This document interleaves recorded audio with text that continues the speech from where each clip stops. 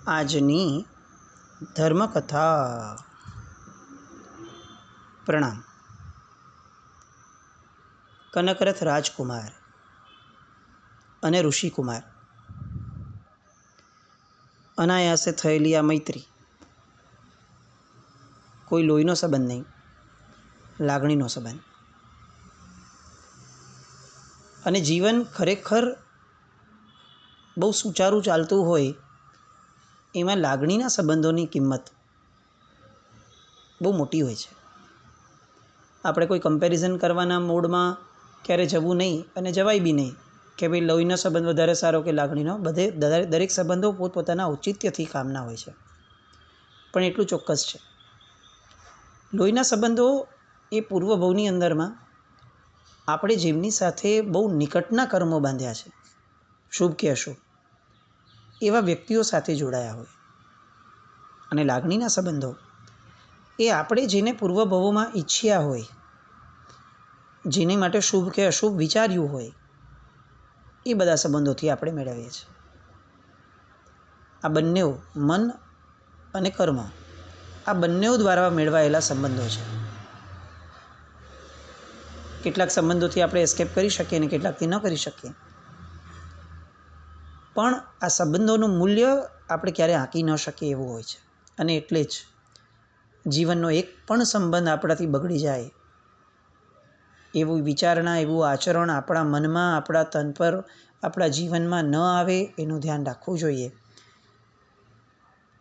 કારણ કે ઘણી બધી વાર એવું થયું છે કે આપણે પૂર્વના ઘણા અઢળક દ્રષ્ટાંતોમાં જોયું છે કે જેની સાથે બગાડ્યું, કે જે આ મને જીવનમાં ક્યારેય નથી જોઈતો, એ જ માણસ ભવાંતરની અંદરમાં લોહીના સંબંધમાં આપણને પ્રાપ્ત થઈ જાય, કે જેના કારણે એનાથી છુટકારો મેળવવો શક્ય ન બને. એટલે ઘૃણા કે રાગ બંને જ્યારે અતિ કક્ષા ઉપર પહોંચે ત્યારે ભવાંતરમાં મળવાનું નક્કી કરી દે છે. અહીંયા અત્યારે ઋષિકુમાર અને કનકરથ કુમારની જે મૈત્રી જોઈએ છે, તો એવું લાગે કે આ તો કંઈક અનાયાસે થયેલી કોઈક દ્રઢ ઋણાનુબંધની મૈત્રી છે.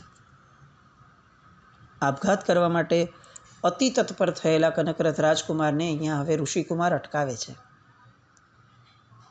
અને એની એ વાતથી અટકી જાય છે કે તમે મને અહીંયા શું વચન આપીને લાવ્યા હતા કે હું હોઈશ તો તમારામાં જીવવાની આશ હશે, અને અત્યારે હું છું તેમ છતાં મરવાની વાત, આપઘાતની વાત, તમે વચન ભંગ કરશો?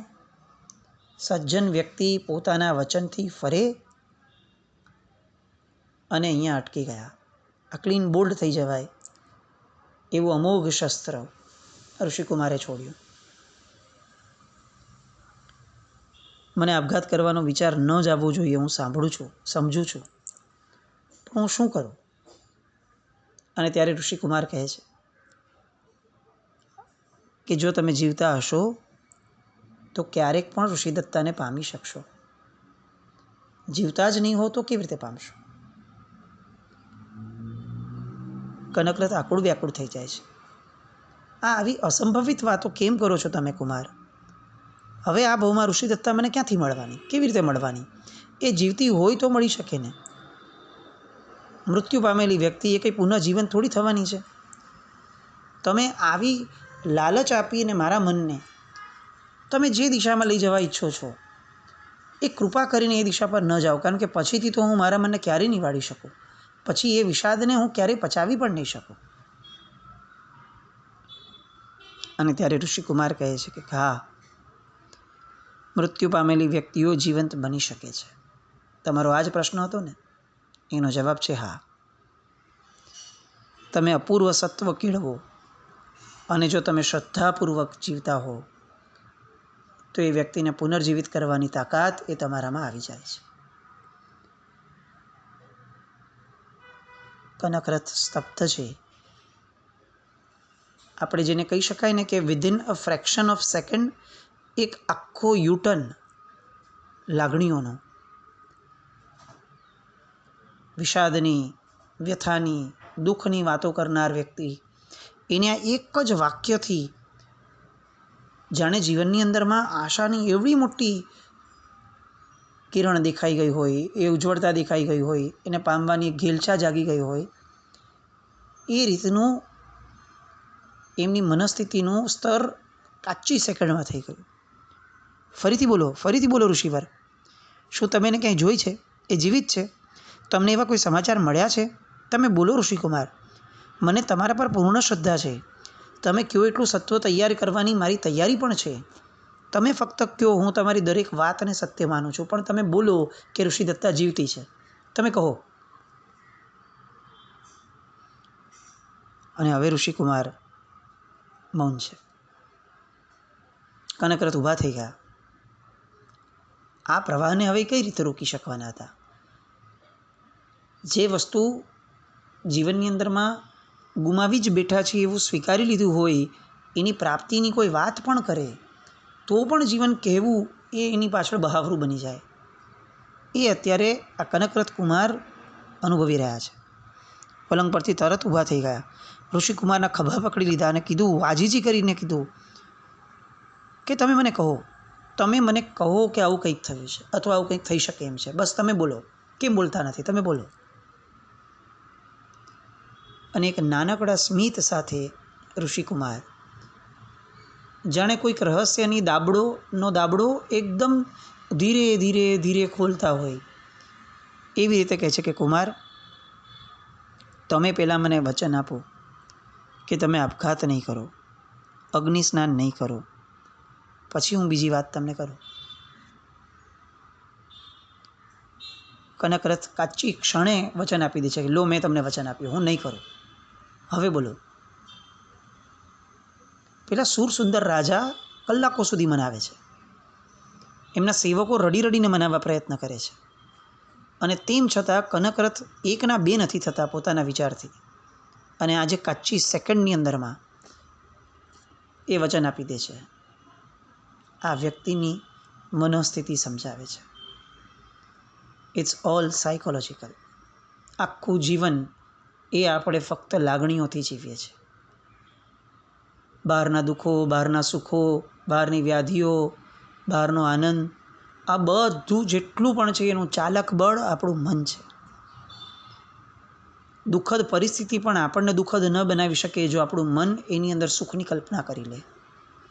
અને સુખદ પરિસ્થિતિ પણ આપણને સુખી ન બનાવી શકે જો આપણું મન એમાં દુઃખની કલ્પના કરી લે. પરિસ્થિતિઓની તાકાત શું છે? તાકાત તો મનની છે. 5 ઇન્દ્રિયોથી જેટલું પણ ભોગવીએ, મેળવીએ, એ બધાની સાર્થકતા કે નિષ્ફળતા આ મન નક્કી કરે છે. 6ઠ્ઠી ઇન્દ્રિય. અને એટલે જ આનંદગંજી મહારાજા જેવા મહાત્માઓ પણ બોલી ગયા, મન સાધ્યું એને સઘળું સાધ્યું. અહીંયા આ કનકરથ કુમારનું મન એક વાક્યથી સાધી લીધું ઋષિકુમારે. અને હવે ઋષિકુમાર કહે છે કે કુમાર, હું મારા જ્ઞાનથી જાણું છું કે ઋષિદત્તાજી ક્યાં છે. ઉત્સુકતાની પરાકાષ્ઠાએ પહોંચ્યા. આ શબ્દથી તો જાણે એમને એવું લાગ્યું કે બારે મેઘ ખાંગા થઈ ગયા. અને કનકરથ કુમાર પૂછે છે, એ બધું મૂકો, સૌથી પહેલાં મને કહો કે એ જીવિત છે? અને ઋષિકુમાર કહે છે કે હા કુમાર, એ જીવિત છે. ઓહો હો, હજી તો આ શબ્દ સાંભળ્યો નથી ને ત્યાં ઋષિકુમારને ભેટવા, ચૂમવા, એને પગે લાગવા કનકરથનું મન અધીરું બની જાય છે. આંખમાંથી હર્ષના આંસુ. આ શબ્દ એ જાણે અમૃતવાણી થઈ ગઈ. ઋષિદત્તા જીવિત છે. બસ આ એક શબ્દ ઉપર જાણે દરેકે દરેક મંત્રો આની અંદરમાં સમાઈ ગયા હોય. બધી સિદ્ધિ એમાં પ્રાપ્ત થઈ ગઈ હોય. બધી જ ખુશી, બધો જ આનંદ ફક્ત ને ફક્ત જાણે આ એક શબ્દ, એક વાક્યની અંદરમાં આવી ગયું હોય એવી અનુભૂતિ અત્યારે કનકરથ કુમાર કરી રહ્યા છે. જીવનો પ્રેમ એ જ એની જીવવાની ઈચ્છા છે. ક્યાં હજી 5-10 સેકન્ડ પહેલાં અગ્નિ સ્નાન કરવાની તાલાવેલીવાળો જીવ, અને ક્યાં આ અત્યારે હર્ષની હેલીમાં અધીરો બનેલો જીવ. કેવું પરિવર્તનશીલ જીવન છે. નિમિત્તવાસી જીવ એ કદાચ શાસ્ત્રકારોએ એમને એમ નહીં કીધો હોય, કેટલા બધા આપણે નિમિત્તને આધીન છીએ. એક નિમિત્ત પલટાતા તો જાણે પરિસ્થિતિ પલટાઈ ગઈ. મને લલચાવો નહીં ઋષિકુમાર, તરત કહી દો એ ક્યાં છે. કહી દો મને કે ક્યાં છે, હું અબઘડીએ જઈશ અને હું એમને લેતો આવીશ. અને ઋષિકુમાર કહે છે કે રાજકુમાર, 4 દિશાઓના 4 અધિપતિ હોય છે, એ તો તમે જાણો જ છો. એમાં જે દક્ષિણ દિશાના અધિપતિ છે એમના નગરની અંદરમાં ઋષિદત્તા જીવિત છે અને ત્યાં એ જીવન જીવી રહી છે. પણ હું એને અહીંયા કઈ રીતે લાવી શકું? મને એ કહો, ક્યાં જવાનું મારે, કયું નગર, કયો માર્ગ? હું હમણાં જ જાઉં, આ ક્ષણે નીકળું અને એકલો જઈને એને લઈ આવો. ઋષિકુમાર ના પડે છે, એ શક્ય નથી. જો ઋષિદત્તાને ત્યાંથી લાવવી હોય તો મારે મારી જાતને ત્યાં મૂકવી પડશે. મારે તમારા ખાતર મારી જાતને ત્યાં સમર્પી દેવી પડશે, તો ઋષિદત્તા ત્યાંથી મુક્ત થશે અને તમને મળી જશે. અત્યાર સુધી ઋષિકુમાર પાછળ જેની લાગણીઓ અનહદ વહી રહી હતી, હવે એ કનકરથને ખબર પડી કે ઋષિકુમાર ગુમાવવાથી ઋષિદત્તા મળી શકશે. કાચી ક્ષણે કહી દે છે કે ઋષિકુમાર, હું તમને જોઈએ તો મારો આત્મા સમર્પી દઉં, તમારો ઉપકાર હું કોઈ જન્મમાં નહીં ભૂલું. હું તમને શું આપું બસ મને કહો, પણ મને મારી ઋષિદત્તા પાછી આપો. કેવું છે? ઋષિકુમાર માટે પોતાની મરવાની ઈચ્છાને પણ છોડી દીધી હતી, એટલો પ્રેમ. પણ ઋષિદત્તા મળતી હોય તો ઋષિકુમાર ગુમાવવાની એક ક્ષણની પણ વેદના સંવેદાતી નથી. સંસાર આ છે. એ દરેક વખતે અસાર હોય છે એવું વિચારવું આવશ્યક નથી. એ કેટલીક વાર પરિવર્તનશીલ પણ કેટલો છે એ વિચારવું આવશ્યક છે. લાગણીઓ દરેક વખતે દુઃખી કરે એ દિશામાં જ એને એ વાતોને લઈ જવી એ આવશ્યક નથી. લાગણીઓને ફક્ત દ્રષ્ટા બનીને જોવાની પણ વાતો ક્યારેક કરવી જોઈએ. તમારો આત્મા તમારી પાસે રાખો કુમાર, પરંતુ મારી એક વાત તમારે માનવી પડશે, તો હું આ કાર્ય કરું. એક નહીં, 1,00,000ની 1 વાત માનવાની તૈયારી છે ઋષિકુમાર, પણ હવે તમે વિલંબ ન કરો. અને ત્યારે ઋષિકુમાર કહે છે, તો હું જ્યારે તમારી પાસે વચન માંગું ત્યારે તમારે મને તે વચન આપવાનું. બોલો, આ વચન આપો છો? કાચી ક્ષણમાં કનકરથ કહી દે છે કે અવશ્ય, હું પ્રતિજ્ઞા કરું છું. તમે જ્યારે જે વચન માંગશો, મારી પાસેથી જે માંગશો, મારું જીવન માંગી લેશો, તો પણ હું એને એક ક્ષણ માટે પણ વિલંબ નહીં કરું. પ્રતિજ્ઞા કરું છું, તમને વચન આપીશ. ભલે, તો હું હવે જાઉં છું અને થોડી જ ક્ષણોમાં તમને તમારી ઋષિદત્તા મળી જશે. તમારું કુશળ થાવ, તમે સુખી થાવ. આમ કહી અને ઋષિકુમાર હવે જવા માટેની વિદાયની અનુમતિ માંગે છે. જેને જંગલમાંથી અહીંયા લઈ આવ્યા છે એટલા માટે કે તમારી હાજરી સિવાય મારું મન એ આ વ્યાધિઓથી દૂર નહીં થઈ શકે. આજે વ્યક્તિ દૂર થવા જઈ રહ્યો છે અને તેમ છતાં પણ મનમાં એનો ઘસરકો પણ નથી. કંઈક બેટર મળવાની તાલાવેલી જ્યારે જીવને જાગે છે ત્યારે નબળું સહજપણે છૂટી જાય છે.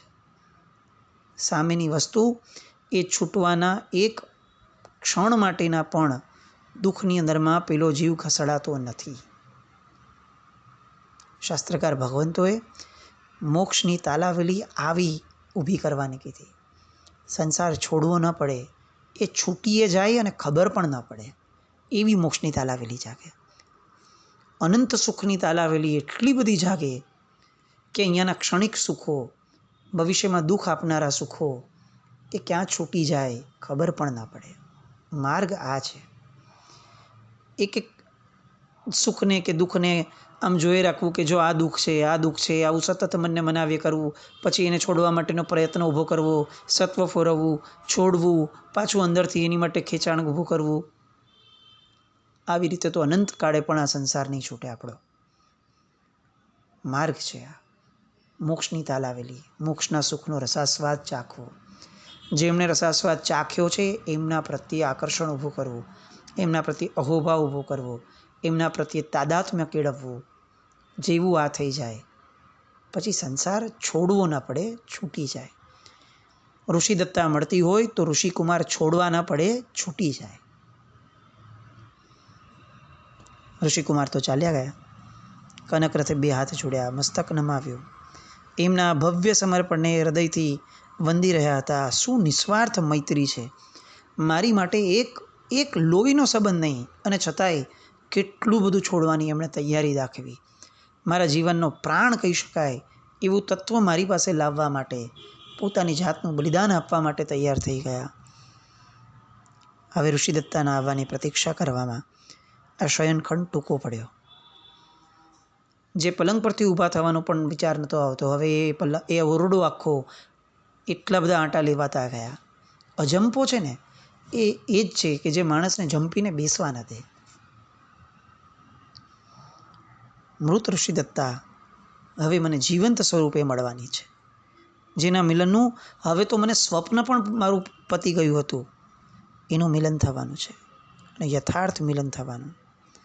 બસ થોડી જ ક્ષણો થશે અને એક રોમાંચક ઘટના બનશે. મારો વિષાદ ઓગળી ગયો. મને હવે કંઈક એવું થવા લાગ્યું કે જે અકલ્પનીય હતું. આ મને એટલે કનકરથને. કનકરથ સ્વયં વિચારે છે કે મારો વિષાદ મારી નજર સામે ઓગળી રહ્યો છે.